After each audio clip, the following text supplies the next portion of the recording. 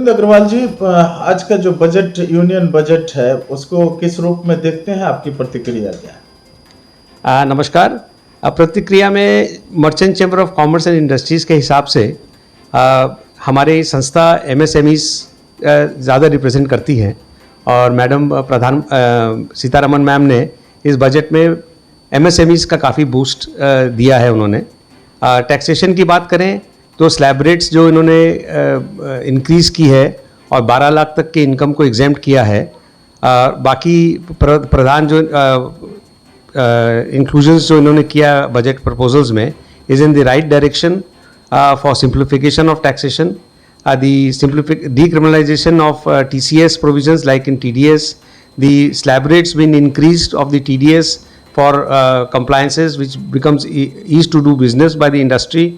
The new tax regime bill which is supposed to come in 2020 in another 1 week's time is to be seen कि वो किस तरह से वो place करती है, बट इमीडिएटली रिएक्शन ये है कि it is in the right direction for simplification of taxation.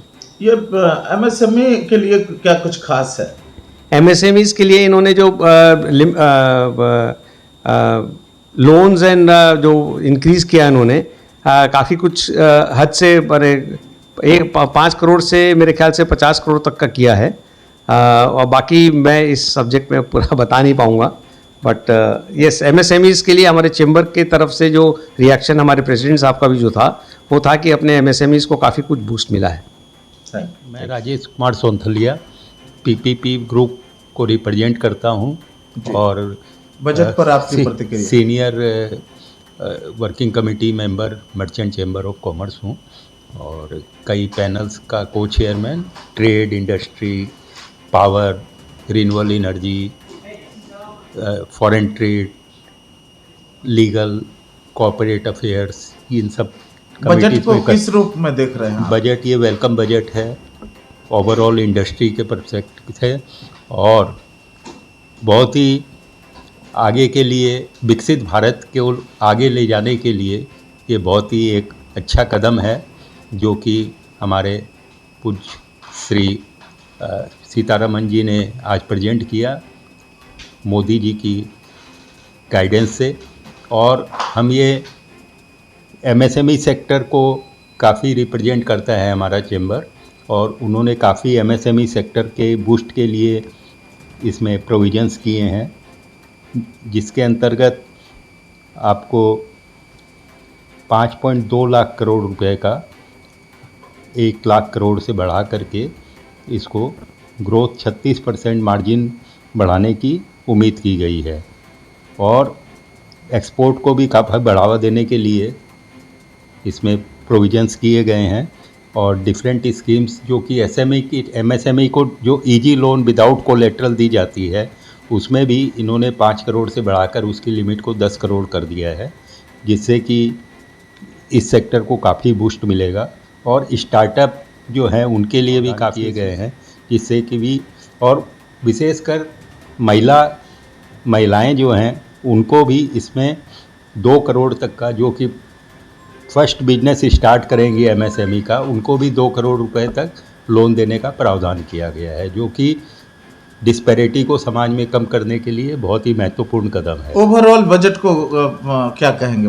Budget बहुत ही अच्छा और उन्नति कारक है और आगे देश की जो विकसित भारत की जो 2047 की जो हमारे प्राइम मिनिस्टर साहब की जो विजन है उसको पूर्ण करने के लिए और उच्च गति से उसको विकास के लिए बहुत ही अच्छा कदम है और हम आशा करते हैं कि आने वाले वक्त में जीडीपी ग्रोथ को हम मेंटेन कर पाएंगे 6.5-7% की रेट से और फिजिकल डेफिसिट का भी जो टारगेट दिया गया है वो 4.4% का दिया गया है और हम उम्मीद करते हैं कि ये भी भारत सरकार ज़्यादा राजस्व के द्वारा उसको अचीव करने के लिए पूरी कोशिश करेगी, क्योंकि उन्होंने टैक्स रेट में जो रेशनलाइजेशन किया है और जो डिक्रिमिनलाइजेशन TCS में किया गया उसकी वजह से, और अब नया एक्ट भी आने वाला है डायरेक्ट टैक्स का,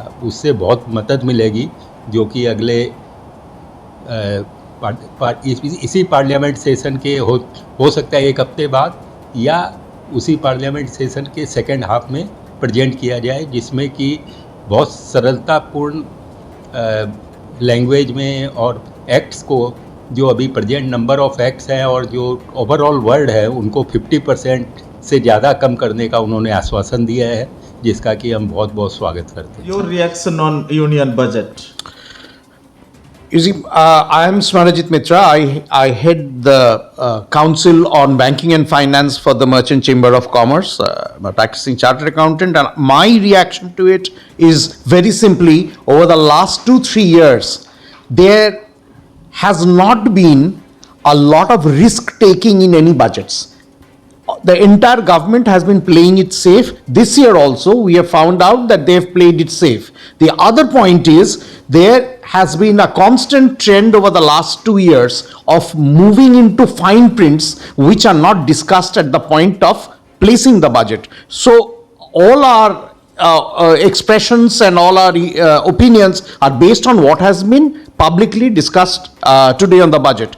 If you see that the expenditure on infrastructures over all the departments, which she has particularly mentioned to be increased by more than 25 to 30%. Defense investment has not been looked into, though there has been the cause of creation of smaller nuclear reactors across India, which is a sort of a Chetavani types to the world that look, our nuclear capabilities are going up. But basically, defense expenditure is something which has not been specifically discussed here. The corporate taxation has not been tweaked with here. So we felt that the market would react positively to that. Unfortunately, the market has tanked. As I talk to you, the market reaction has not been very positive about it. For the individual persons in the middle class segment, this which is catering to the vote bank for the government, there has been an address across rationalization of certain tax slabs. But the point is, we must understand that this not being taxed up to 12% is on the basis, to 12 lakhs is on the basic of existing section 87, which is already there in the act, where 7.5 has been taken to 12 lakhs across. So it is a sort of a wish list which is being satisfied by the government for a major part of the voters. Certain states have been looked into because of the incoming elections, like Bihar. There has been a huge amount of bounty for Bihar. I wish it was spread out across all the states of India. Yes, for common people, you have already told me.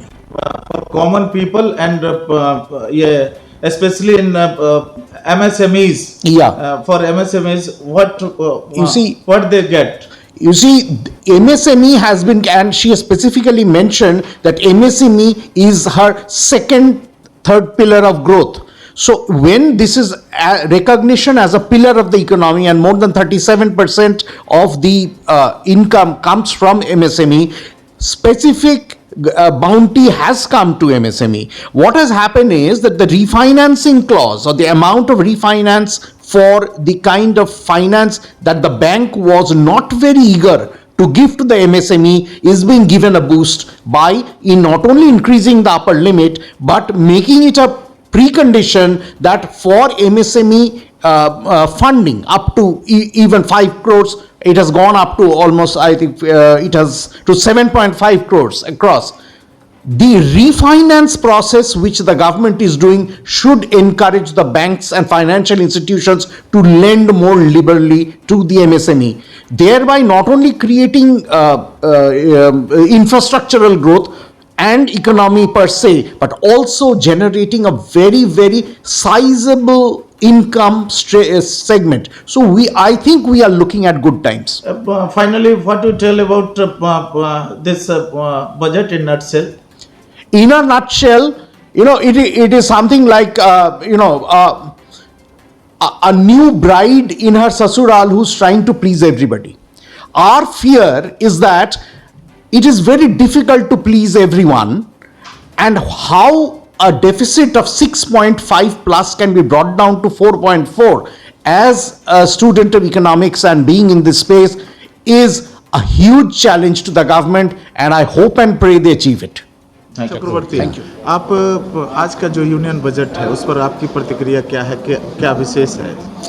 आज का जो honourable finance minister जो budget पेश किया है, overall it is a positive budget है। इसमें किसान बोलिए, आम आदमी बोलिए, अपने महिलाओं बोलिए, सबके लिए एक पॉजिटिव डायरेक्शन दिया गया है। किसान के लिए उनका क्रेडिट लिमिट बढ़ाया गया है, सेल्फ हेल्प महिलाओं के लिए उनका अलग से प्रोविज़न किया गया है, सब्जी और फल के लिए बिहार में, मखाना के लिए बिहार में प्रयत्न किया है। इसके आधार पर हमको लगता है कि ओवरऑल कृषि में ओवरऑल डेफिनेटली एक बून आएगा।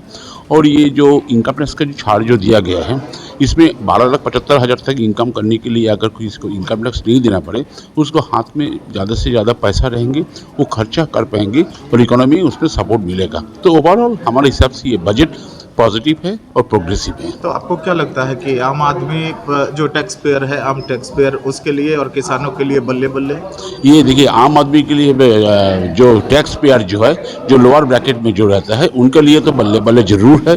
किसान के लिए पॉजिटिव है, लेकिन देखिए किसान का समस्या जो है रातों रात कोई बड़ा चेंज नहीं कर सकते, लेकिन ऑनरेबल फाइनेंस मिनिस्टर कोशिश कर रहे हैं और इसमें दिशा है। उम्मीद है कि आगे जाके ये किसान के लिए हित होगा। Thank you. अपना नाम और डिजिटल? मेरा नाम जयंत चक्रवर्ती, मैं Bengal chamber of commerce and industries का agriculture and rural development committee का, नेशनल कमेटी का चेयरपर्सन हूँ।